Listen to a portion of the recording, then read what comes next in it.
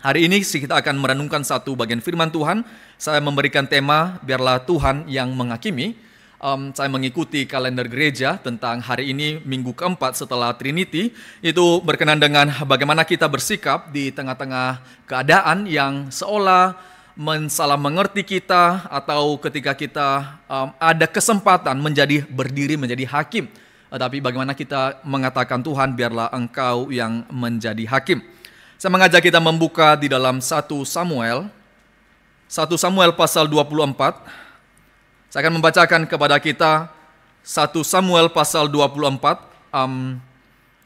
Kita akan merenungkan seluruh ayat-ayat ini, tetapi saya mengajak kita membaca dari beberapa ayat saja. Sembari nanti pas kita renungkan, kita akan membaca bagian-bagian yang lain. Saya mengajak kita melihat di dalam 1 Samuel 24. Saya akan membaca ayat 11 sampai ayat yang ke-16.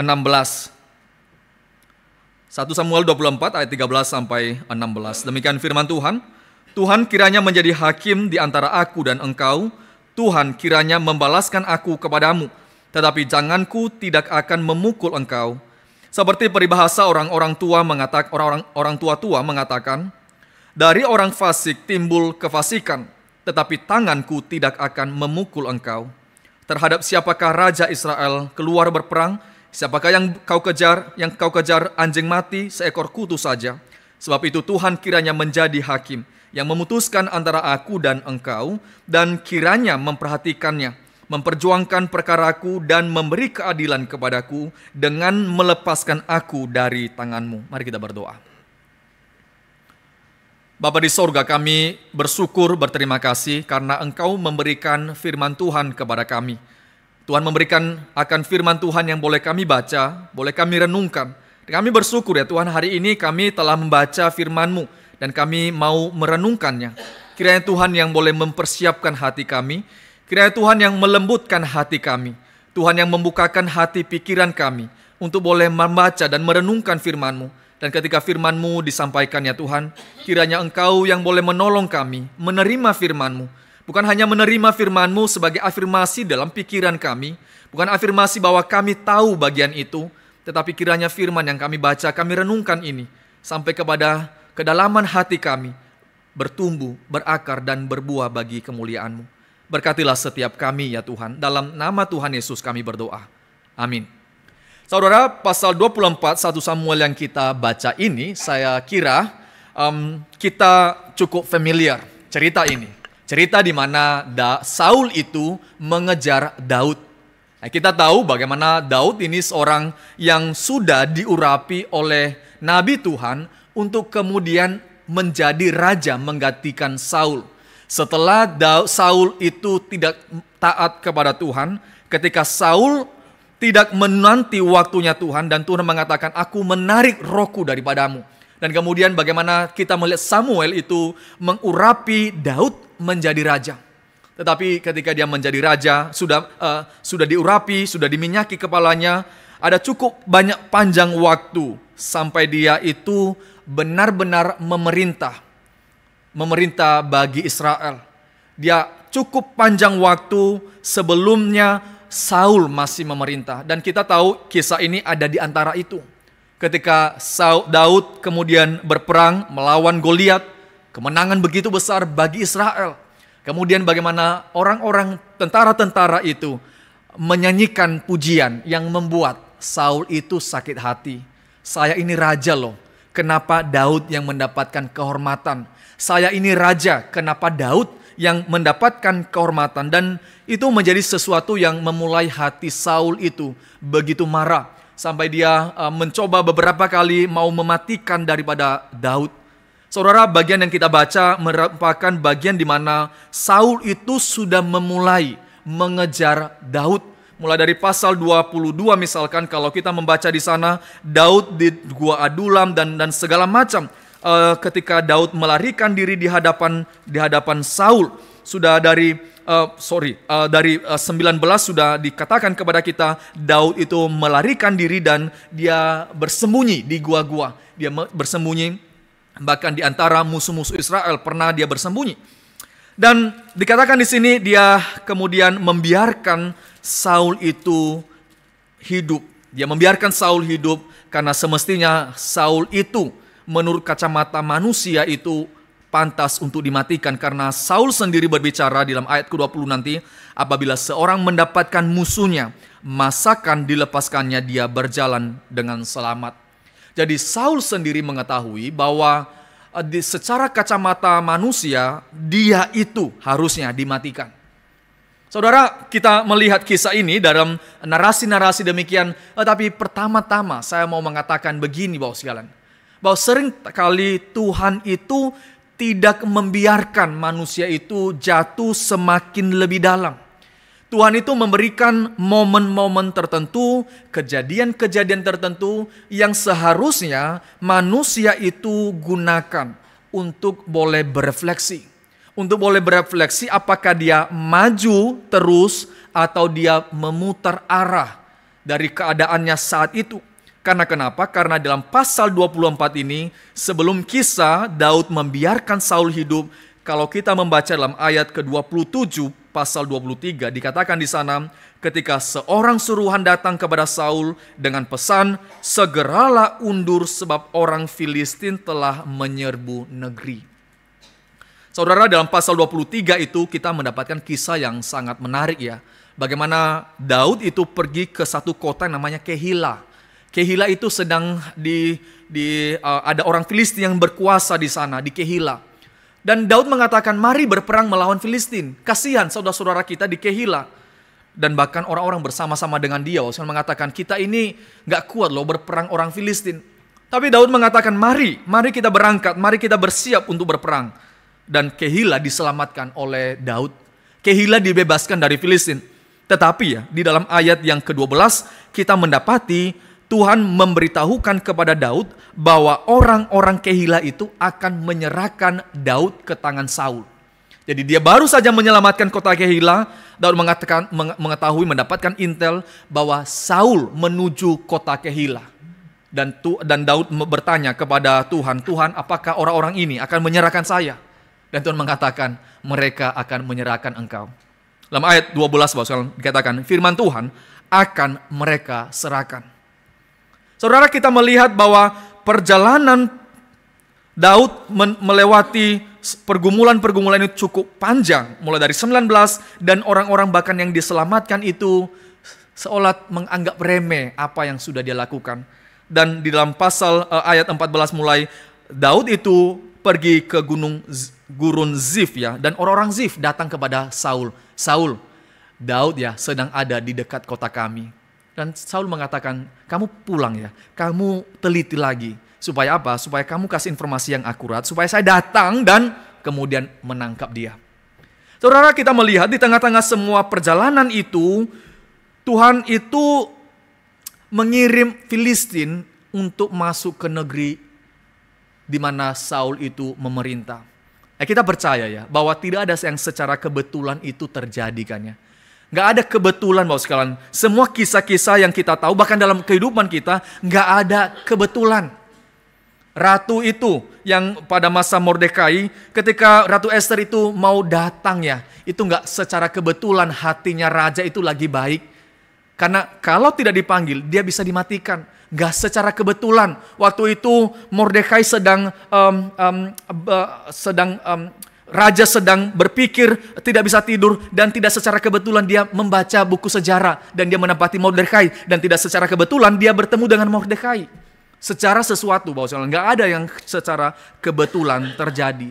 Tuhan yang dalam pemeliharaannya itu memimpin segala sejarah, dan termasuk dalam bagian ini. Apa yang terjadi Bapak sekalian? Sini dikatakan Filistin datang. Saul sedang siap berperang dari Kehila menuju gurun Zif, dan sebelum itu dikatakan kamu harus balik loh. Kamu harus balik. Kenapa? Musuh itu sedang datang di pintu rumahmu. Saudara, momen ini menjadi satu momen yang sangat penting sebenarnya. Itu di mana Saul itu diberitahukan musuhmu itu Filistin. Daud itu bukan musuhmu. Daud itu pahlawan yang memberikan kemenangan bagi bangsa Israel. Daud itu bukan yang kemudian membawa celaka bagi Israel. Saul itu kemudian dipimpin Tuhan untuk boleh melihat bahwa ada musuh yang utama, yaitu Filistin. Daud di sana, Filistin di sana. Sekarang kamu ada di tengah-tengah, engkau mau melanjutkan ke sana atau kamu kembali ke belakang dan menghadapi musuh yang penting itu. Musuh yang utama itu yaitu Filistin. Dan dikatakan di sini bahwa Saul itu kemudian berbalik. Saul itu berbalik membereskan masalah Filistin. Tetapi dia tidak dengan peka, dia tidak peka melihat bagaimana Tuhan memimpin, bagaimana Tuhan memberikan kepadanya kesempatan untuk boleh tidak terus maju berperang. Karena kenapa dalam ayat kedua pasal 24 dikatakan ketika Saul pulang. Kita bisa membayangkan orang ini, Tuhan itu kasih di depannya loh, semacam tembok. Kamu balik, ini tembok ini bukan jalan yang baik kepadamu. Kamu balik. Tapi setelah dia selesaikan masalah itu, dia tembus tembok itu, Karena kenapa? Karena dia katakan di sini, setelah ketika Saul pulang, ketika selesai masalah dengan Filistin, dia kembali mengejar Daud. Saudara, di dalam bagian pertama ini, kita melihat bagaimana Tuhan itu memberikan kesempatan, memberikan teguran untuk kemudian kamu perlu berbalik dari apa yang kamu sudah rencanakan ini, atau kamu akan cilaka. Saudara, saya kira Daud pun nantinya juga akan mengalami hal yang sama, dan dua orang ini juga tidak menghiraukan akan bagaimana Tuhan menghalangi mereka, memblok mereka untuk tidak maju di dalam rencana-rencana yang mereka pikirkan. Di dalam kisahnya Daud nanti kita mendapati ketika dia melihat perempuan yang mandi itu dan pegawainya mengatakan itu istri Uriah. Tuhan seolah memberitahukan kepadanya itu bukan sesuatu yang kamu bisa ambil menjadi istrimu, bukan seseorang yang kamu bisa jadikan istrimu, itu istri orang. Tapi ya Daud kemudian melangkah maju melewati tembok yang sudah ada itu. Dalam bagian ini, kita melihat bahwa Tuhan itu memberikan tembok untuk kemudian menjadi momen bagi kita berefleksi.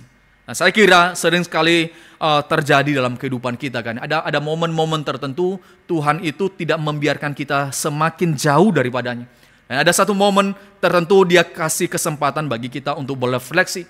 Tetapi Saul itu kemudian tidak mengindahkan apa yang Tuhan berikan. Sehingga dia terus mengejar dan kemudian sampai ke gunung batu kambing hutan dalam ayat ketiga. Saudara, di dalam gunung batu kambing hutan ini sebuah gunung yang penuh dengan aliran air ya. Sebuah gunung yang kemudian memiliki banyak bukit-bukit, banyak gua-gua. Dan itu bukan secara kebetulan ya, Daud itu ada di sebuah goa dan kok kemudian Saul itu pergi ke sana.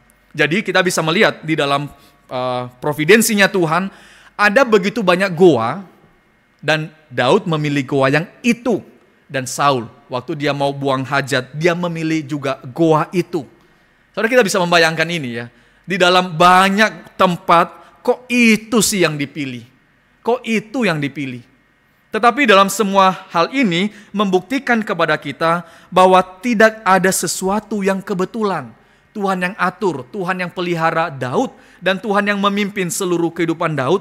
Dan ini yang penting Bapak sekalian, momen ini menjadi sesuatu yang diinterpretasi oleh orang-orang yang bersama-sama dengan Daud. Apa yang mereka katakan? Mereka katakan di dalam ayat kelima, telah tiba hari yang dikatakan Tuhan kepadamu. Telah tiba. Orang yang bersama-sama dengan Daud, saya percaya orang-orang ini orang-orang yang cukup jengkel, saya kira.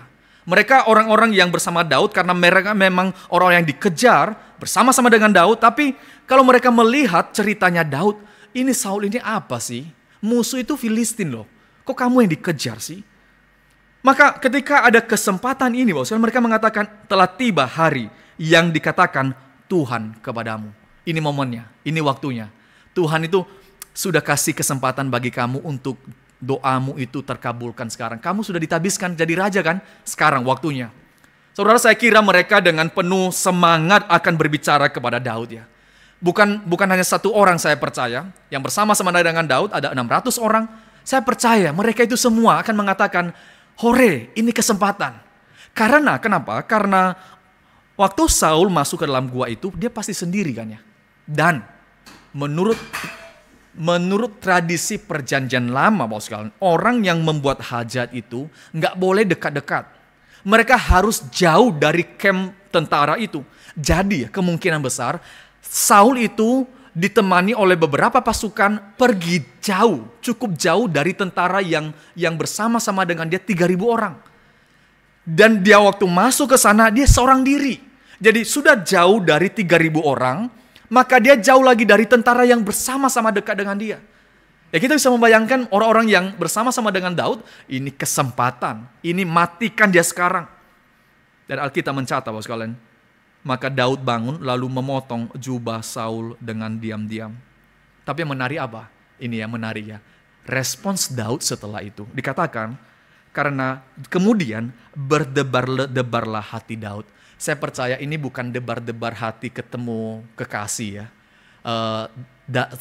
Daud itu bertemu dengan Saul, yang orang yang mau mematikan dia. Dan dia kemudian dalam kesempatan itu bisa mematikan, tapi dia tidak mematikan. Sementara musuh itu mau mematikan dia, tapi dia tidak mematikan dan hanya memotong jubahnya Saul. Memang banyak perdebatan, Bapak. Ada orang mengatakan memotong jubah, ujung jubah itu berarti dia sedang melakukan transfer kerajaan sebenarnya. Tetapi di sisi lain kita bisa mengatakan bahwa dalam semua kesempatan yang ada, Daud itu tidak mematikan dan hanya memotong jubahnya Saul. Tapi yang terjadi adalah hatinya berdebar-debar karena ia memotong punca jubah Saul. Saudara, apa yang mau dikatakan oleh Alkitab kepada kita dalam ayat ini ya? Hatinya berdebar-debar. Di sini ya kita tahu ya, Daud itu orang yang takut akan Tuhan, orang yang cinta kepada Tuhan. Hati nuraninya masih bekerja, Bapak sekalian. Daud itu ya, di dalam seluruh ceritanya yang pahit itu, Bapak sekalian, hati nuraninya itu masih bekerja. Dan Tuhan masih berkenan membuat hatinya itu mengingatkan dia itu, kamu itu salah loh dalam hal ini. Karena nantinya kita tahu ya Bapak sekalian bahwa alasan Daud berdebar-debar itu bukan hanya sekadar memotong punca jubah Saul, tetapi kalimat di dalam ayat ayat 7 sampai 8 itu dikatakan sebab dialah orang yang diurapi Tuhan. Artinya apa Bapak sekalian? Bahwa Daud itu hatinya berdebar-debar bukan karena hanya sekadar memotong jubah Saul, tetapi karena dia sedang bermasalah dengan Tuhan. Ini menarik ya, orang yang takut akan Tuhan, orang yang percaya kepada Tuhan, dia selalu mengkaitkan seluruh hidupnya itu kepada Tuhan. Yang dia potong jubahnya itu Saul, tetapi hatinya berdebar-debar karena hati nuraninya mengatakan engkau sedang melakukan sesuatu yang tidak menghormati Tuhan. Loh, kaitannya apa Bapak sekalian? Kaitannya apa tidak menghormati Tuhan dengan memotong kain ujung jubahnya Saul? Daud melihat ya bahwa Saul itu seberapapun dia jahat mengejar dia tahu bahwa Saul itu diurapi Tuhan.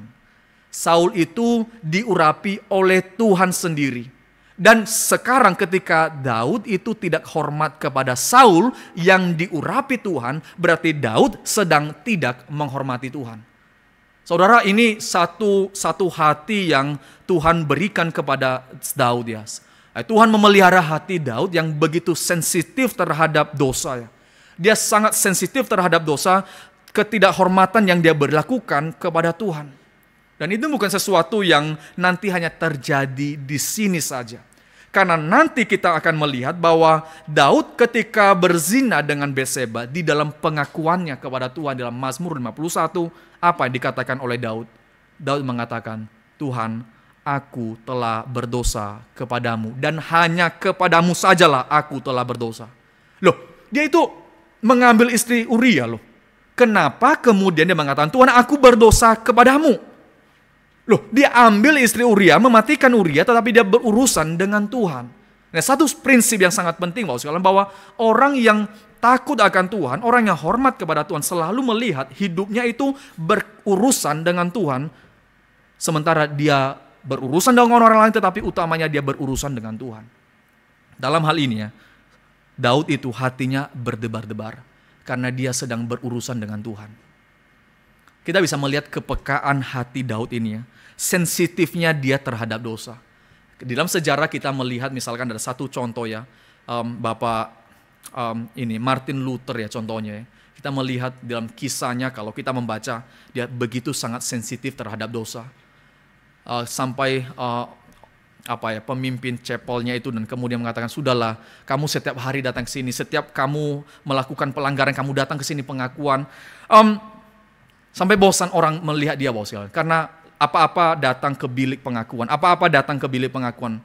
Kadang-kadang kita mengatakan, ya kok kamu sebegitunya sih? Kalau kita membaca di dalam tulisan tentang dirinya ya, mungkin kita akan mengatakan, kok sebegitunya sih? Ini hal sepele loh. Banyak rekan-rekan dia di dalam biara itu menganggap kamu itu kok bisa sebegitunya. Kita itu melakukan hal yang sama kok, nggak apa-apalah kayak gitu. Tetapi dia mengatakan, enggak, aku sedang berdosa. Sensitif terhadap Tuhan, Bapak sekalian. Sensitif terhadap tidak menghormati Tuhan. Dan saudara yang dikasihi Tuhan, kita melihat Daud itu memiliki hal yang sama. Dia sangat sensitif. Dia sangat sensitif terhadap ketidakhormatan yang dia lakukan kepada Tuhan. Bukan sekadar dia itu tidak hormat sama Saul, tapi dia tidak sedang hormat kepada Tuhan. Saudara, kadang-kadang hati nurani itu kalau berbicara kepada kita, saya percaya bukan hanya bicara hati nurani bagi kita orang percaya, Roh Kudus yang bekerja dalam hati kita. Kadang-kadang kita dengan kepekaan yang Tuhan berikan ya, itu kemudian berbicara, Roh Tuhan berbicara kepada kita, menegur kita. Nah, sebenarnya itu sangat penting sekali, sangat penting karena kenapa? Karena itu menjadi satu langkah, satu momen yang menghalangi kita untuk masuk ke dalam dosa yang lebih besar. Ketika hati nurani kita berbicara, ketika Roh Tuhan berbicara dalam hati kita, itu adalah satu momen yang menolong kita untuk tidak melangkah maju dan melakukan pelanggaran yang lebih besar. Tetapi kadang-kadang kita itu menganggap sepele. Kadang-kadang manusia itu meskipun hatinya berbicara, kemudian dia melangkah maju juga. Seperti Daud. Daud juga melakukan hal yang sama. Dan kita bisa melihat bahwa dalam kehidupan kita, kadang-kadang mungkin kita tidak merasa lagi ada hati yang berbicara mengingatkan kita. Hati-hati Bapak sekalian, hati-hati. Kenapa? Bukan berarti Tuhan sudah tidak berbicara. Mungkin hati kita sudah terlalu keras sehingga kita tidak mampu mendengarkan suara yang ada dalam hati kita itu. Mungkin kita sudah terlalu biasa dan ketika suara itu kita anggap lalu saja. Dan kemudian kita mungkin berpikir, kok aku gak pernah merasa demikian ya? Bukan gak merasa Bapak sekalian, mungkin sudah sangat terlalu biasa meremehkan. Sehingga apa? Sehingga ketika dia muncul, sehingga datang pun, kita sudah tidak merasa apa-apa. Dalam bagian ini Bapak sekalian, kita bisa melihat orang yang mencintai Tuhan itu. Orang yang sungguh-sungguh hormat kepada Tuhan. Hati nuraninya itu dia jaga. Hati nuraninya ketika berbicara, dia perhatikan sungguh-sungguh. Selalu mengkaitkan kehidupannya dengan kepada Tuhan. Rasa hormatnya kepada Tuhan itu mempengaruhi dia bagaimana memperlakukan Saul. Rasa hormatnya kepada Tuhan, memimpin dia bagaimana dia memperlakukan Saul yang jahat, yang mau mematikan dia itu.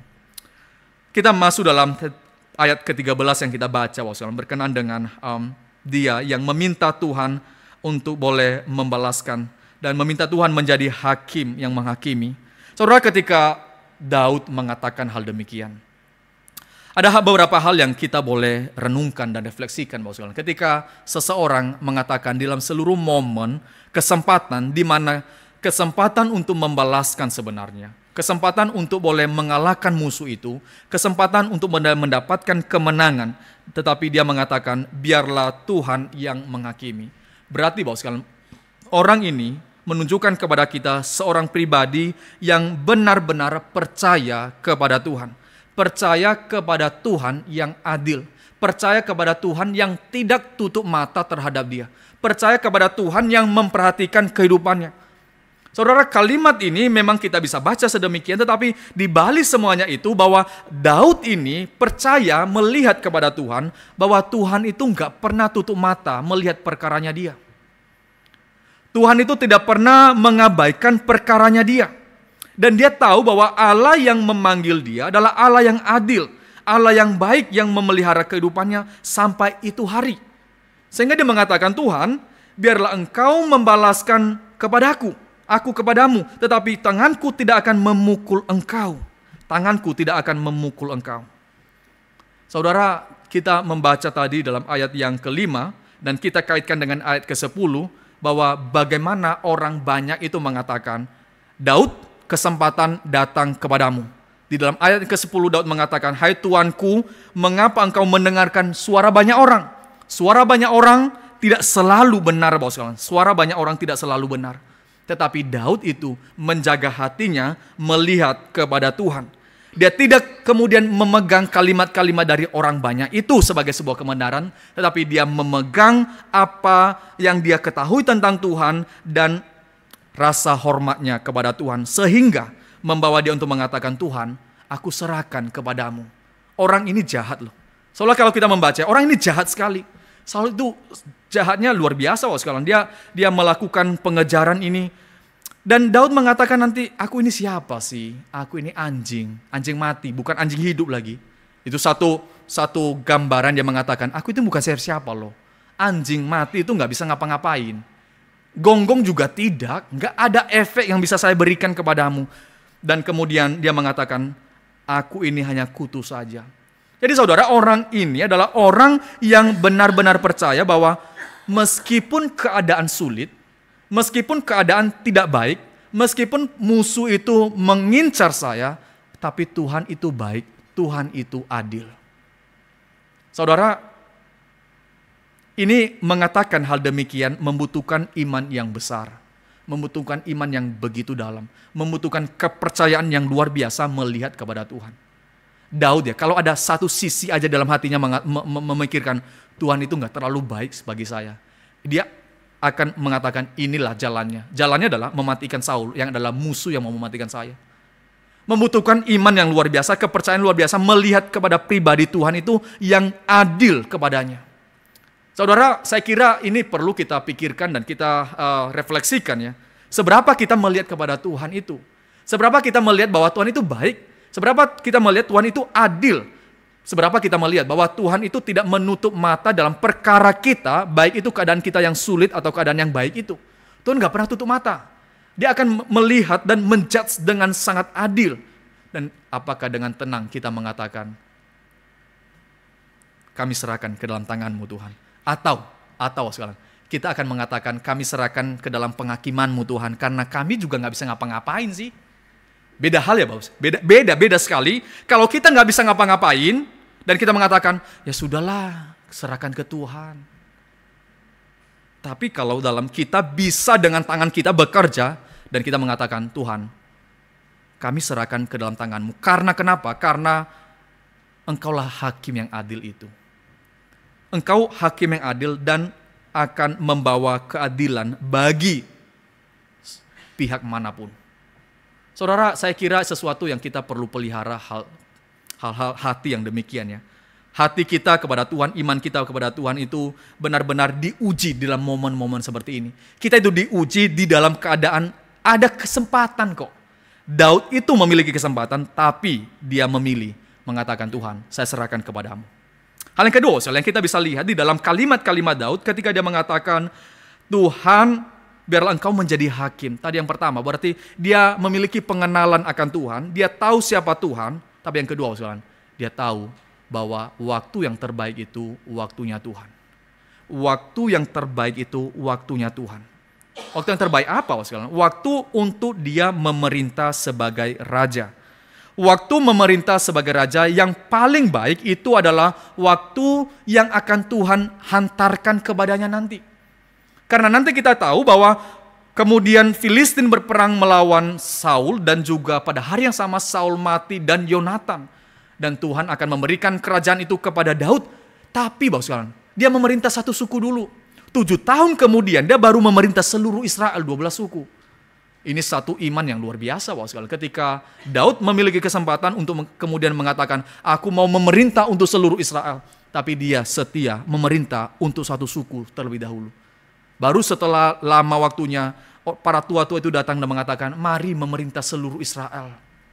Saudara, dia percaya bahwa waktunya Tuhan itu waktu yang paling baik, waktu yang paling tepat. Dan hal ini ya membutuhkan kesabaran yang luar biasa. Membutuhkan kesabaran luar biasa. Membutuhkan bahwa hati yang sabar menantikan waktunya Tuhan. Karena kita tidak tahu waktunya Tuhan. Sebenarnya secara manusia, kita akan melihat orang-orang yang bersama-sama dengan Daud. Mereka membaca, ini waktunya Tuhan, sekarang. Waktunya Tuhan sekarang loh. Tapi Daud mengatakan, ya sepertinya waktunya Tuhan, tapi saya nggak mau mengambil tanganku untuk mengambil keputusan itu. Saya tidak mengangkat tanganku untuk kemudian mematikan dia dan saya berurusan dengan Tuhan. Nah, saya tadi mengatakan bahwa bagaimana kita bisa membedakan ini waktunya Tuhan yang bekerja bagi kita atau sebenarnya kita harus mengatakan biarlah Tuhan itu yang bekerja, itu ketika kita membiarkan Tuhan itu berkarya dan tidak membiarkan kita tidak menghormati Tuhan. Daud bisa saja mematikan Saul, tapi dia mengatakan aku tidak menghormati Tuhan dalam hal itu. Bahkan ketika aku memotong jubahnya saja, itu adalah satu tindakan tidak menghormati Tuhan. Maka kita bisa membedakan momen-momen ini, apa yang akan kita lakukan, berarti kita bisa menilai kepada diri kita, apakah saya sedang menghormati Tuhan, atau sedang saya memberikan makanan bagi orang banyak yang berbicara, ini waktunya. Ini waktunya. Daud itu menanti waktunya Tuhan. Dan waktu Tuhan itu waktu yang tidak diketahui oleh siapapun. Kadang-kadang dalam waktu kayak gini kan kita ada temptation bagi kita untuk mengatakan ya mungkin saat ini waktunya lah, mungkin sudah lama-lama menunggu ini waktunya lah. Tapi Daud mengatakan biarlah waktunya Tuhan yang kemudian mengangkat saya menjadi raja. Ketika dia ada kesempatan mengambil kerajaan itu secara paksa, tapi dia mengatakan tidak, saya membiarkan Tuhan yang bekerja dalam waktunya Tuhan, itu waktu yang terbaik. Saudara, kadang-kadang di dalam ketidaksabaran seringkali tentu ya kalau kita berbicara dalam sisi kedaulatan Tuhan, bahwa segala sesuatu yang terjadi itu dalam kedaulatan Tuhan kan ya. Tapi kalau kita membaca dari sisi sejarah, maka seringkali kita melihat ketidaksabaran itu membawa keadaan tidak lebih baik. Ketidaksabaran itu yang kadang-kadang membawa kita dalam keadaan yang lebih baik. Nah, saudara bisa membaca itu kisah-kisah dalam Alkitab, misalkan Abraham tidak sabar menanti Tuhan. Nah, apa yang terjadi? Ada dua keluarga besar dilahirkan dari dia dan segala macam. Saya kira pengalaman kita juga akan memberitahukan kepada kita bahwa ketidaksabaran itu kadang-kadang lebih sering membawa keadaan tidak semakin lebih baik. Tetapi Daud mengatakan, Tuhan, biarlah Engkau yang menjadi hakim. Nah, saya percaya dalam kisah-kisah Mazmur misalkan juga, ketika orang-orang percaya mengatakan biarlah Engkau menjadi hakim, itu bukan berbicara hakim hanya ketika Yesus datang kedua kali nanti, pada masa yang akhir zaman. Bukan hanya berbicara Tuhan Engkau menjadi hakim pada akhir zaman. Oh tidak, sekalian. Orang-orang percaya dalam Alkitab ketika meminta Tuhan menjadi hakim itu, mereka meminta Tuhan jadi hakim pada masa yang akan datang dan pada masa sekarang ini. Dan nanti kita bisa melihat bagaimana Tuhan menjadi hakim yang akan memberikan keadaan yang baik kepada Daud dan bukan kepada Saul. Saudara berdoa, memohon supaya Tuhan itu menjaga hati kita dalam kesabaran menantikan waktunya. Itu membutuhkan perjuangan luar biasa. Hal ketiga, yang kita bisa renungkan dalam bagian ini. Ketika Daud mengatakan, biarlah Engkau menjadi hakim yang menghakimi. Saudara, dia sedang mengatakannya, Tuhan, biarlah Engkau yang memberikan kemuliaan kepadaku dan bukan aku yang menaruh kemuliaan itu di atas kepalaku. Saudara, sekali lagi ya, ketika Daud mengatakannya, Tuhan biarlah Engkau menjadi hakim, dia sedang meminta Tuhan, jadilah hakim yang akan memberikan kemuliaan kepadaku dan bukan tanganku lah yang memberikan kemuliaan itu. Dari mana kita tahu itu, sekalian? Bagaimana di dalam kisah ini Daud itu berbicara? Dia berbicara kepada Saul ya. Apa yang dia bicarakan? Dia berbicara mulai dari ayat yang ke-9, dia keluar. Ya, sekali lagi orang Daud ini agak kurang masuk akal kalau kita pikir. Ada musuh 3.000 orang, dia cuma 600. Tapi dia keluar dari gua itu dan mengatakan kepada Saul, Saul, tuanku, dan memberitahukan perkaranya. Dia mengatakan, aku ada kesempatan untuk mematikan kamu, tapi aku tidak mematikan kamu. Orang banyak mengatakan untuk mematikan kamu, tapi aku tidak melakukan itu. Dan sampai dia meng-quote kalimat dari tua-tua, yaitu di dalam ayat yang saya membaca mulai dari 14 ya. Seperti berbahasa orang tua-tua mengatakan, dari orang fasik timbul kefasikan, tetapi tanganku tidak akan memukul engkau. Saudara, Daud itu selalu mengatakan, kamu tahu kan ya, kamu tahu ada peribahasa. Kalimat orang-orang tua dulu, dari hati orang fasik itu, kefasikan akan muncul. Berarti, aku itu ada kesempatan mematikan kamu, tapi aku tidak melakukan. Kenapa? Saudara dia mengatakan, aku itu bukan orang fasik. Aku bukan orang fasik, tetapi aku membiarkan engkau hidup, karena engkau orang yang diurapi oleh Tuhan. Saudara, kalimat-kalimat dan tindakan-tindakan dari Daud ini membuat Saul yaitu lembut hatinya. Saudara jangan baca secara curiga ya. Maksudnya misalkan begini, maksudnya membaca curiga itu begini. Saudara kita itu membaca karena dengan kacamata bahwa kita sudah tahu cerita berikutnya. Setidaknya sudah pernah baca lah.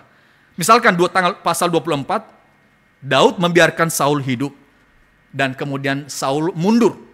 Tetapi pasal 26 nanti Saul mengejar Daud lagi. Dan kemudian Daud membiarkan Saul hidup lagi. Jadi kalau kita membaca secara curiga ya, kita akan membaca ya Saul itu dalam momen pasal 24 ya, itu pura-pura sebenarnya. Itu membaca secara curiga. Dan itu akan membawa kita tidak mendapatkan berkat apa-apa. Tapi dalam momen ini ya, kalau kita membaca dengan tidak menaruh curiga kepada Saul, kita akan mengatakan begini bahwa kelembutan hati Daud di dalam bertindak dan berbicara itu memenangkan hati Saul. Setidaknya ya untuk sementara ini, setidaknya untuk 2 pasal dia dimenangkan. Jadi kelembutan hati Daud itu membuat hati Saul yang menggebu-gebu mematikan itu dilembutkan. Saudara, bagaimana kemudian Daud itu berbicara ya? Dia tidak mengatakan begini ya, Saul, kamu orang jahat, aku orang benar. Itu kira-kira hasilnya apa ya? Kira-kira ya pasti Saul semakin lebih parah marahnya kan ya. Tapi Daud ya itu bijaksana sekali waktu berbicara. Dia mengatakan apa dalam ayat 10? Mengapa engkau mendengarkan perkataan orang yang mengatakan sesungguhnya Daud menghitiarkan celakamu? Jadi dia memberikan blame itu kepada siapa?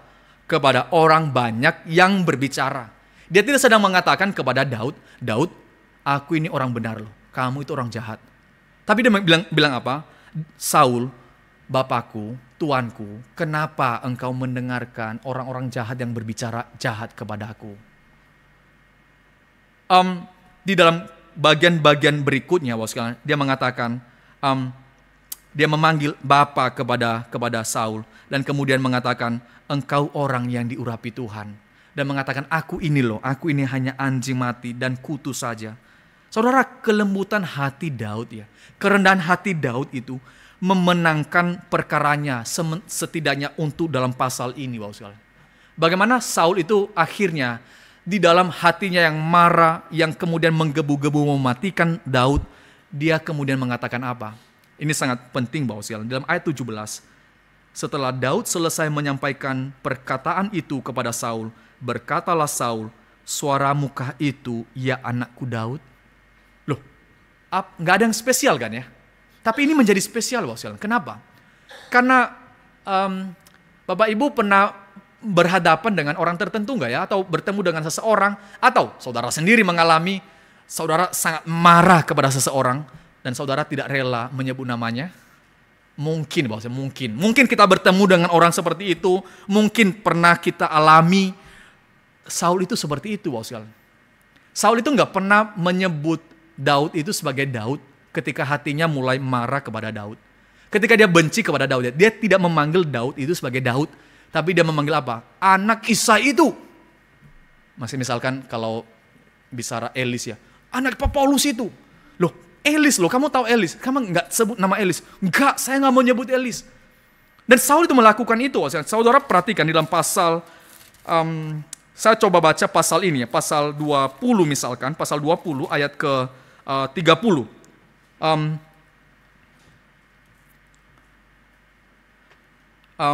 mulai dari 27 misalnya saya baca. Tetapi pada hari sesudah bulan baru itu, pada hari yang kedua ketika tempat Daud masih tinggal kosong. Ini kisahnya ya, Daud itu tidak makan bareng Saul karena diberikan informasi oleh anaknya, jangan kamu datang sana, dimatikan kamu oleh ayahku. Maka bertanyalah Saul kepada Yonatan anaknya, mengapa anak Isai tidak datang makan? Loh kenapa? Nggak ngomong kenapa Daud tidak makan, tapi ngomong anak Isai. Di dalam ayat 30, lagi-lagi Daud mengatakan anak Isai itu, dan kemudian saudara bisa membaca itu beberapa bagian yang lain di dalam pasal 22 misalkan ayat yang ke-7 dikatakan di sana lagi, apakah anak Isai itu, di dalam ayat 13 mengapa kamu mengadakan persepakatan melawan aku, engkau dengan anak Isai itu.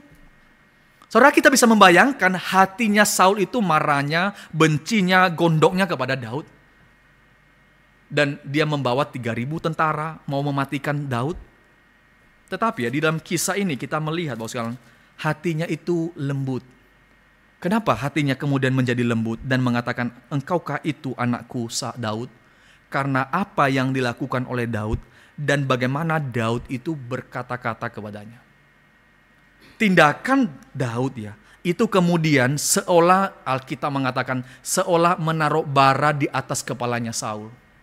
Seolah menaruh bara di atas kepala Saul sehingga ya Saul itu gak bisa lagi ke kanan atau ke kiri. Dia itu akan memberikan sebuah pengakuan bahwa Daud itu orang benar.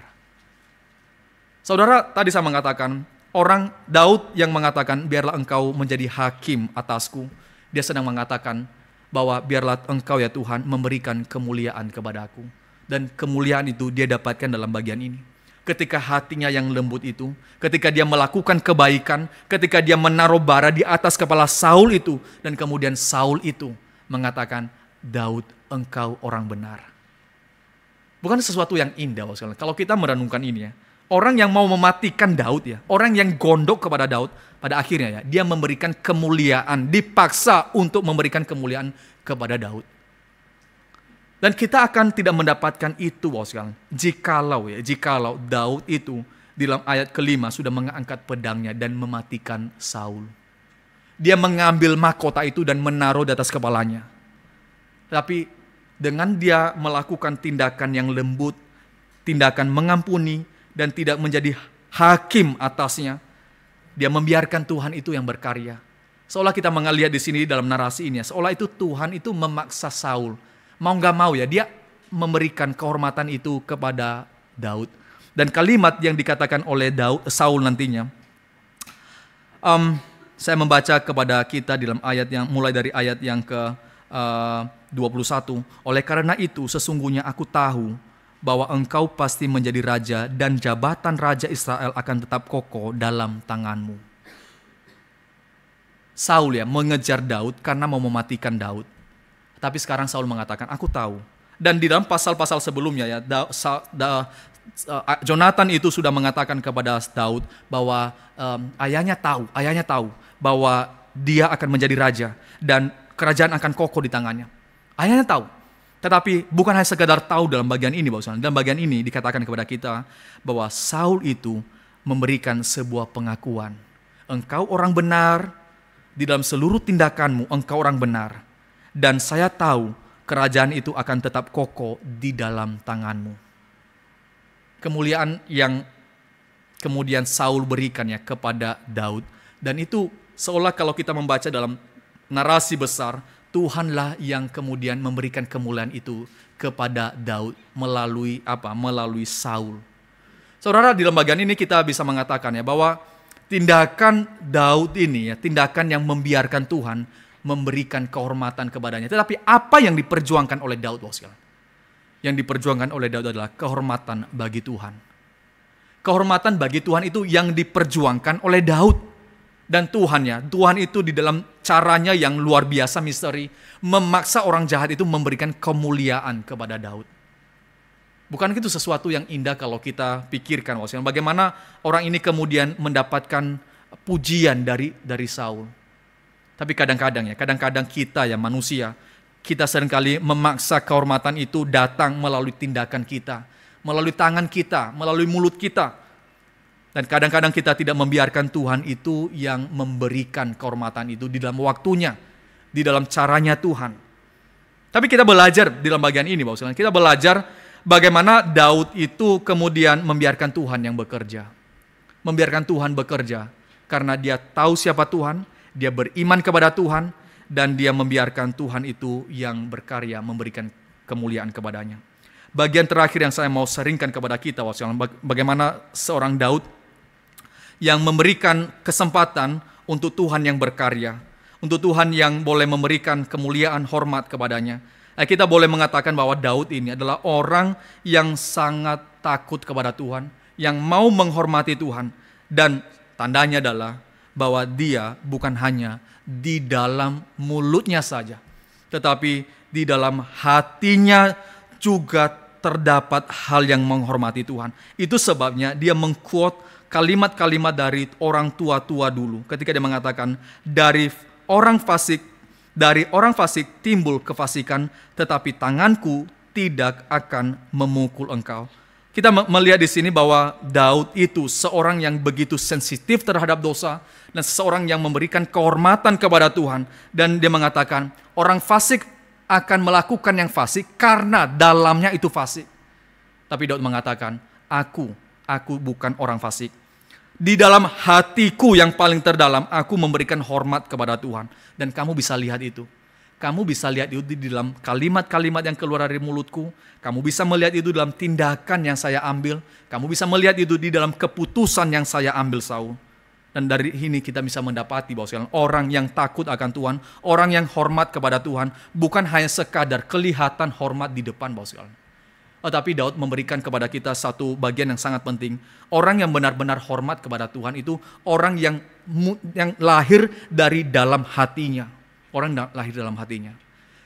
Kita kemudian bisa menutup segala sesuatu, Bapak. Kita bisa menutup dengan, kita bisa menutup dengan jubah yang indah. Kita bisa menutup semuanya itu. Tapi at the end kita tahu bahwa tidak ada yang tertutup di hadapan Tuhan, kan ya. Gak ada yang tertutup di hadapan Tuhan. Dan Daud mengatakan, aku itu tidak hanya sekadar tidak melakukan ini dan tidak melakukan ini kepadamu. Tapi dalam hatiku yang paling terdalam, aku itu bukan orang fasik. Aku itu orang yang menghormati Tuhan. Itu sebabnya aku tidak melakukan ini dan itu yang selayaknya orang pada umumnya akan memperlakukan musuhnya. Jadi di dalam bagian terakhir, Bapak, saya mau mengatakan kepada kita, biarlah kita menjadi orang-orang yang seperti ini. Orang-orang yang menaruh rasa hormat itu kepada Tuhan di dalam hati kita. Bukan hanya keluar dari mulut kita waktu mengatakan kami memuji Engkau Tuhan, atau ketika kita melakukan sesuatu, tetapi biarlah itu lahir di dalam hati yang paling terdalam. Hati yang paling mencintai Tuhan, hati yang takut akan Tuhan dan hormat kepada Tuhan. Sebagaimana Daud mengatakan kepada Saul dalam bagian ini. Sehingga kita bisa menyanyikan lagu yang ketiga, Ku mau sepertihu, atau lagu yang keempat, Jadikan aku saluran berkat. Bukan karena saya mau kemudian menjadi saluran berkat supaya saya mendapatkan sesuatu. Tetapi saya mau menjadikan saluran berkat karena Tuhan sudah memberkati saya. Dalam hati saya yang paling terdalam, saya mau dipakai oleh Tuhan. Dan kiranya itu boleh kita pelihara dalam hati kita. Sebagai gereja di tempat ini, sebagai jemaat di tempat ini, sebagai orang Kristen pada masa ini, kita akan berhadapan dengan mungkin momen-momen seperti ini, Bapak. Kita diperhadapkan dengan momen di mana kita mengambil keputusan tertentu atau kemudian kita mengatakan, Tuhan, dalam kesempatan secara manusia saya bisa menghancurkan dia. Saya bisa membuat keadaan ini berhenti. Penderitaan itu berhenti karena saya menghentikan dia. Tapi apakah dengan iman kemudian kita mengatakan, Tuhan, saya tidak memberikan kehormatan itu di atas kepala saya. Saya mau membiarkan Engkau. Biarlah Engkau yang memberikan kehormatan itu di atas kepala saya. Karena saya menaruh hormat terlebih dahulu kepadamu. Tuhan memberkati kita. Mari kita tundukkan kepala, kita berdoa. Bapa di sorga, kami sekali lagi bersyukur, berterima kasih karena anugerah-Mu yang terlalu limpah yang Engkau berikan kepada kami. Kami boleh diingatkan kelimpahan anugerah-Mu melalui puji-pujian yang kami boleh nyanyikan, melalui kehidupan kami yang Engkau pelihara hari demi hari. Semuanya kami boleh melihat anugerah demi anugerah yang tidak berkesudahan yang Engkau berikan kepada kami. Terlebih-lebih kami ketika merenungkan akan Kristus Tuhan kami, yang boleh mati bagi kami, yang boleh menjadi pedoman bagi hidup kami untuk boleh melihat bagaimana dia ketika diperlakukan secara tidak adil. Engkau mengatakan kepada kami ya Tuhan bahwa dia tidak membuka mulutnya sama sekali. Ya Tuhan, hari ini kami boleh membaca firman-Mu dan merenungkan firman-Mu. Bagaimana seorang Daud yang kemudian tidak membalaskan akan kejahatan yang dia dapatkan. Dia tidak memenuhi hatinya dengan kepahitan karena penderitaan yang dihadapi. Tetapi kami bersyukur Engkau boleh membukakan kepada kami. Engkau memenuhi dia dengan Roh-Mu sehingga dia tidak mengikuti akan pikiran-pikiran dari orang banyak itu. Terima kasih ya Tuhan, Engkau boleh membukakan kepada kami bagaimana seharusnya kami, orang-orang yang percaya kepadamu, orang-orang yang beriman kepadamu ya Tuhan. Ampuni kami ya Tuhan, jikalau kami seringkali dengan tangan kami mengambil tindakan untuk boleh menjadi hakim atas diri kami sendiri.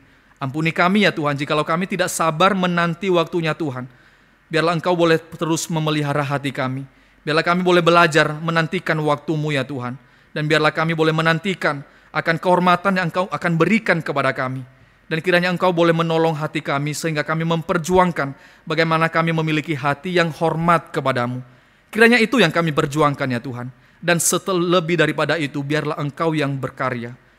Terima kasih ya Tuhan, kami bersyukur berterima kasih untuk seluruh firman Tuhan yang kami renungkan pada hari ini. Dalam nama Tuhan Yesus kami berdoa dan bersyukur. Amin.